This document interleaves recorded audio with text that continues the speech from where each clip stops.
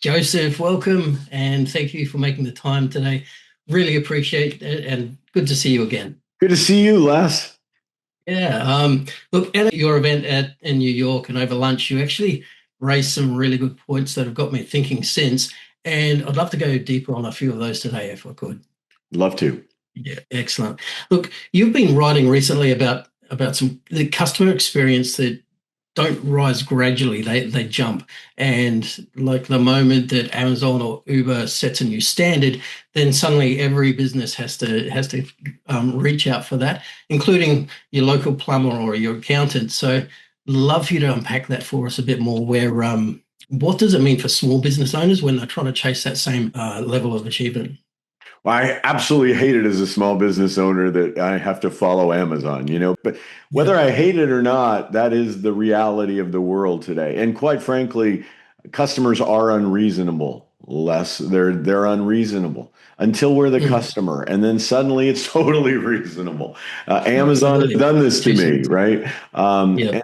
And I think we can get around the moral fairness of it all and determine this is what we do in business. And as a small business owner, I might not be able to do it with the cool tools that Amazon does, but I can out Amazon when it comes to caring. I really can. And I can use whatever tools and industry I have to make a decision and change in a moment where Amazon's going to have to go through layers and layers of processes. So for me, it's like, what do I want to do to match in parity as much as I can the things that customers expect from an Amazon? And then what do I do that Amazon can't do? And let me keep tweaking that super fast because Amazon can't move at the speed of an entrepreneur. Yeah, and I guess that's being able to have a closer connection with your clients is definitely something that we can use there. And also, when you were in New York, what you kept coming back to was mission, vision, values, and behaviors. And the great customer experience isn't just about service tactics; it's about getting the foundation right. I'd love you to talk to me more about that in level of a small to medium business and what that really means to them. Yeah, it Because a sounds lot so of them, wonky and so predictable. I hated yeah, when you said it like that. It made me feel like I'm old. Really, truly, how often do we jump past foundation in small business? We just go mm, to it. We just do the business. And then we wonder, why can't we ever not do the business? Because we're constantly working, right? And so part of that is setting the foundation up right in the beginning so you can hire people if and when the time comes. And then when you hire people, they actually match your mission vision and you don't have to watch over them because you've got the right people and you produce the right culture that continues you without you there. If culture is mm, the way things get done, unless you build it, then you're going to be the one making sure that it's constantly getting done your way. And I think for me, this is learned the hard way, right? Like I have go full in, and unfortunately, it doesn't scale. And the only way you yeah, can scale is to create a foundation, to create operating procedures and policies and behaviors, and give people some latitude to live into the aspirations of your brand through their humanity, through a nuanced sense of their humanity. So, Les, you get it, but I think the way it sounds sometimes to people is very corporate.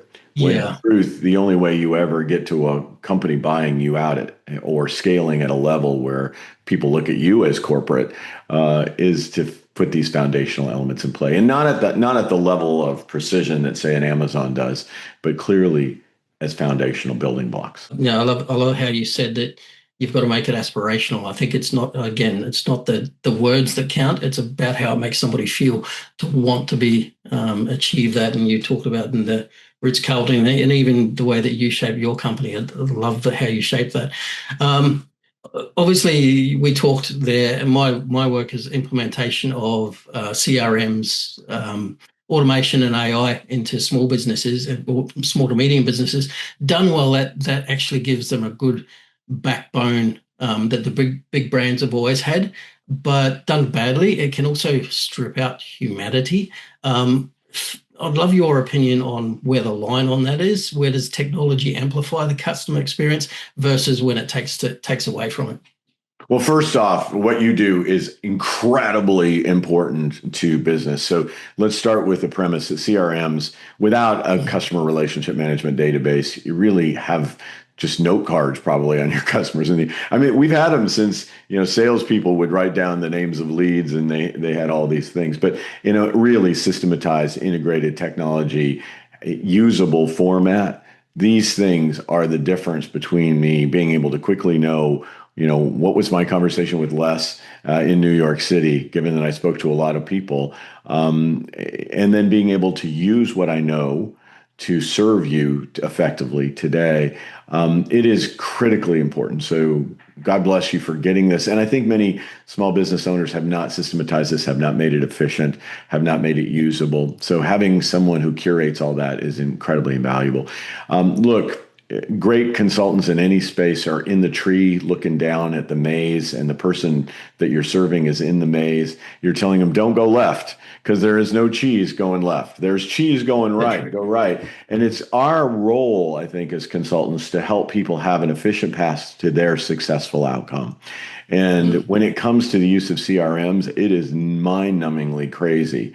And I know you're delivering those results right now to your clients. So I couldn't be more excited about the value proposition that you have. And I would encourage people strongly to meet with you, give you the time of day, to let you help them navigate the emotional twists and turns of their maze so that when they get on the other side of it, their customers are delighted. Their team members are able to efficiently leverage the knowledge.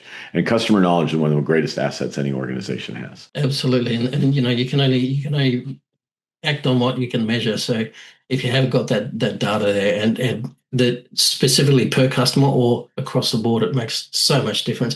So look, I know sitting there, I absorb so much during the day, but if there was one moment that you could say to somebody, what would you put into a small to medium business first? Where would you focus? What would you say to that?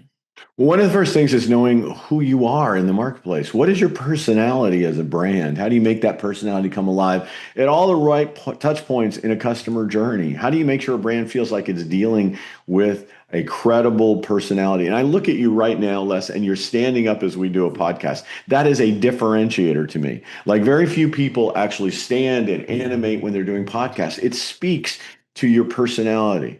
And I think knowing what that is and then making sure that shows up Mm. consistently at high value moments is critical for brands. But we need to know what we want everybody to feel every time they interact with us and who we are and how we can bring that to market. If we do all of that, the products and services will be integrated in this wonderfully enveloping, emotionally engaging, loyalty building, referral making brand.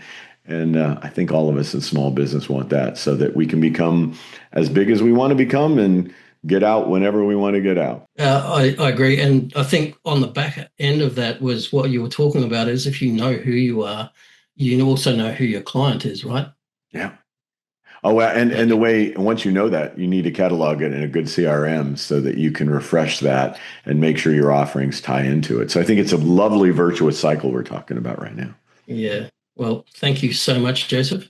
I really appreciate your time today. It's been fantastic. I really enjoyed New York and I hope we can keep connecting. It's brilliant. Thank you very much for all that today. Well, that's all I would know is I wish I knew you younger because I stayed with the CRM for way too long that was over engineered for my use, was not designed for a small business owner at all. I could not navigate the updates from the giant behemoth technology that I was trying to bolt into. So I wasted a lot of time. I mean, the CRM was a value, but if I had had somebody help me position myself in a CRM that was better suited for me, my life would have been a lot better. So glad I know you now. Thank you so much, Joseph. Appreciate your time. Thanks, Les.